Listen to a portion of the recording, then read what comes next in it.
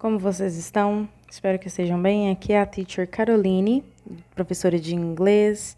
Vamos ver aqui o PET 5 do segundo ano do ensino médio, ok? Semana 1. O que podemos esperar? Então, temos um texto aqui antes. Hello everyone! Durante essas 4 semanas veremos um pouco sobre a história de 7 impérios muito influentes. E sabe de onde? Leia e descubra. Se liga na dica, dê o play em uma playlist de jogos ou filmes de aventura, ação ou épicos e let's go! O que podemos esperar de um texto com este título? Escreva 5 expectativas antes de iniciar a leitura. Então, essa aqui é a número 1, é uma resposta pessoal, né? O que vocês esperam quando vocês leem uma descrição como esta? Então, o título é Seven Influential African Empires, 7 impérios africanos influentes. Do antigo Sudão ao Zimbábue medieval, veja os fatos de 7 reinos africanos que fizeram sua marca na história. Em todo esse PET, nós vamos ver os 7 impérios africanos, ok? Mais influentes, e vão ser divididos aí nas semanas. Vamos lá? Number 1, The Kingdom of Kush, né? O reino de Kush. Vamos ver a tradução do texto. Apesar de ser ofuscado por seus vizinhos egípcios no norte, o reino de Kush permaneceu como uma potência regional na África por mais de 1000 anos. Este império núbio antigo alcançou seu auge no segundo milênio antes de Cristo, quando dominou uma vasta faixa de território ao longo do rio Nilo, no que hoje é o Sudão. Quase tudo que se sabe do Kush vem de fontes egípcias que indicam que era um centro econômico que operava um mercado lucrativo de marfim, incenso, ferro e especialmente ouro. O reino era ao mesmo tempo um parceiro de negociação e um rival militar do Egito. Até mesmo dominou o Egito como a 25ª dinastia e adotou muitos dos costumes do seu vizinho. Os nativos de Kush adoravam alguns deuses egípcios, mumificavam os mortos e construíram seus próprios tipos de pirâmides. A área ao redor da antiga capital de Meroe hoje habita as ruínas de mais de 200 pirâmides, mais do que em todo o Egito. Leia o texto e responda. Letra A. Qual é o primeiro reino apresentado? O reino de Kush, tá? K-U-S-H. B. Observando o verbo overshadow, ofuscar, responda. Qual é a primeira descrição apresentada sobre esse reino e qual foi sua duração aproximada?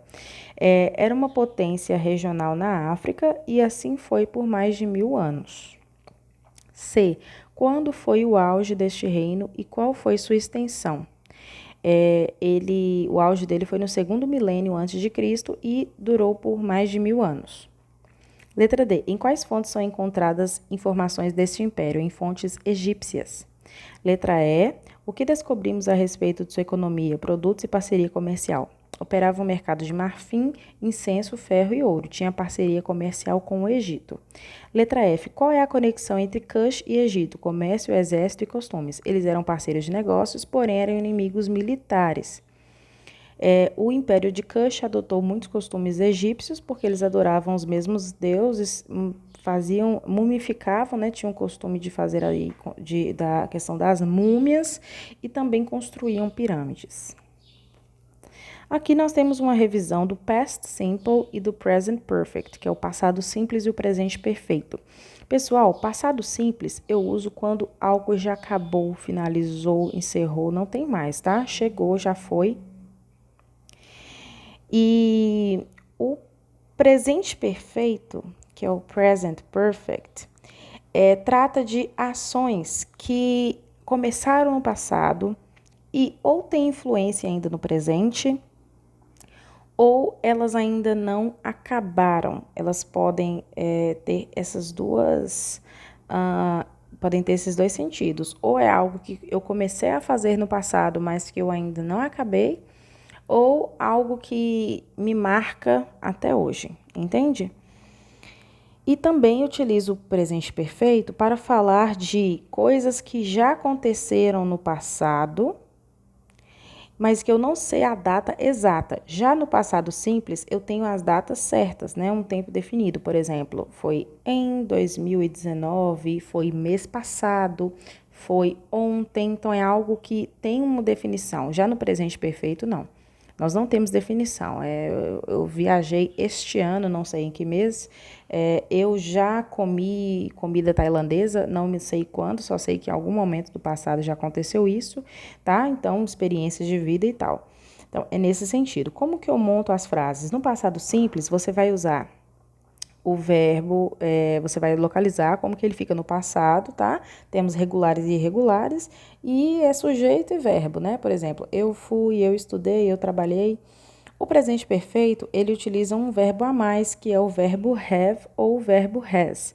Então, nós temos have para I, you, we, they, e nós temos has para he, she, it, tá? Então, por exemplo, se eu quero falar que eu já comi tal coisa, eu vou falar I have eaten sushi. Eu já comi sushi, por exemplo. E no caso, gente, o verbo que a gente vai utilizar depois do have ou do has no presente perfeito, ele tem que estar no particípio, ele não pode estar no passado. Porque se ele ficar no passado, ele vai se confundir com o passado simples, tá?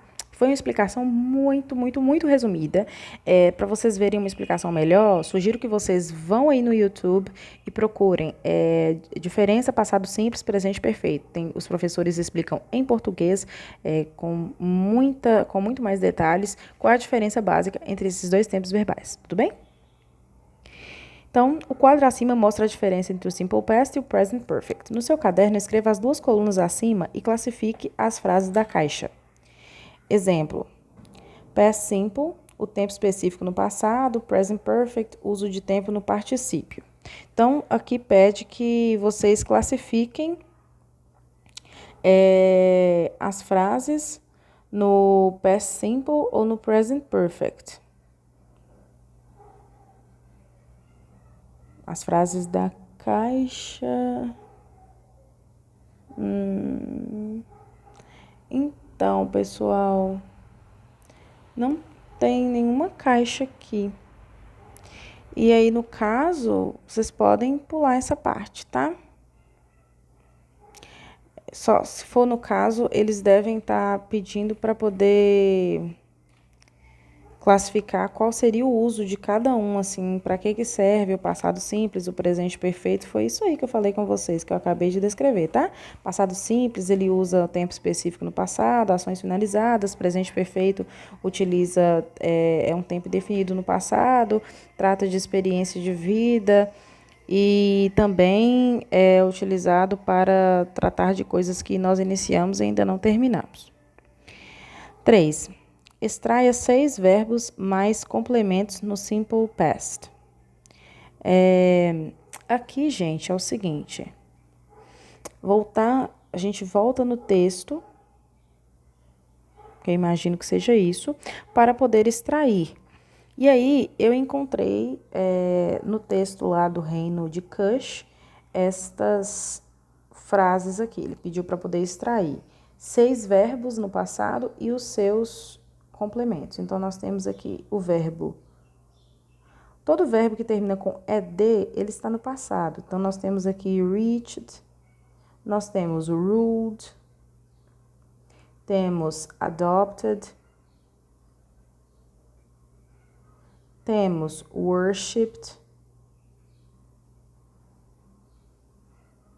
que é adorar, no sentido de religião. Deixa eu descer mais um pouquinho aqui para caber. Tem também mummified, que é mumificar no passado. E temos built, que é um verbo irregular no passado, que significa construir. Ficou cortado, peraí. Vou tentar colocar aqui em cima do logo do governo. Pronto.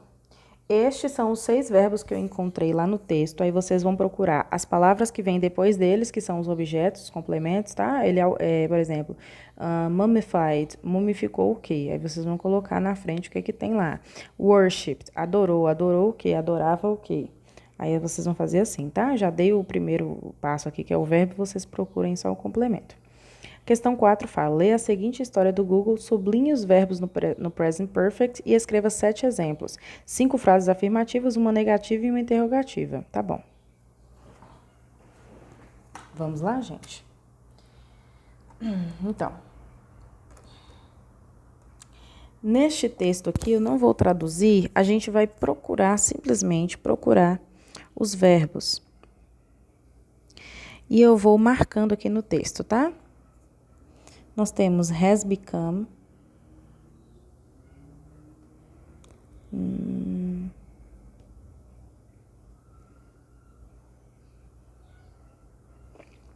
Eu acho que ele não vai marcar porque aqui tá com uma imagem.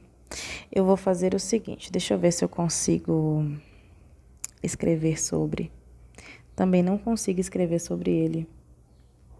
Deixa eu ver, peraí. Ah, consigo. Eu vou escrever sobre, tá? Então, vamos lá. Has become. Has grown.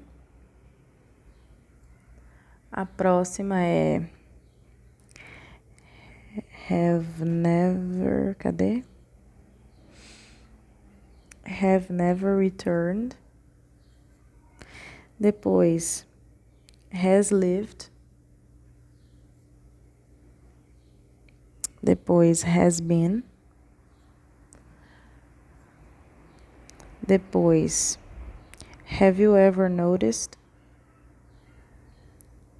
Depois, nós temos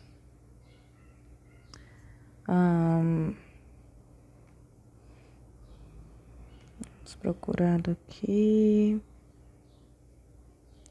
Has proved. Tem bastante. Has added. Hasn't changed. Bom, gente, eu acho que são esses mesmo. São esses mesmos. E aí pede para escrever exemplos, né? Então, vocês podem colocar estes exemplos aí, tá? Pediu 5 afirmativas, uma negativa e uma interrogativa. Então, nós temos aqui has become, has grown, has become, has grown, has lived, has been, has proved, has added, que são todas afirmativas. Na negativa, nós temos hasn't changed, have never returned. E na interrogativa, temos have you ever noticed. Então, é isso, tá? Ficaram assim. Pessoal, então finalizamos a semana 1. Thanks for watching. Goodbye.